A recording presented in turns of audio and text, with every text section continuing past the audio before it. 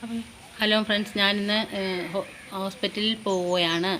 എനിക്ക് കൈവേദന തുടങ്ങിയിട്ട് കുറച്ച് ദിവസങ്ങളായി. മാറുമെന്ന് വിചാരിച്ചിട്ട് മാറുന്ന ലക്ഷണമൊന്നുമില്ല.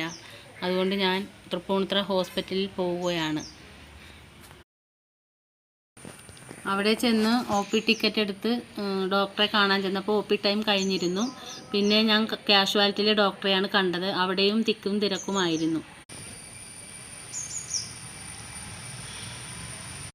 കാഷ്വാലിറ്റിയിലും 1 മണിക്കൂർ ക്യൂ നിന്നതിന് ശേഷമാണ് ഡോക്ടറെ കാണാൻ പറ്റിയത്.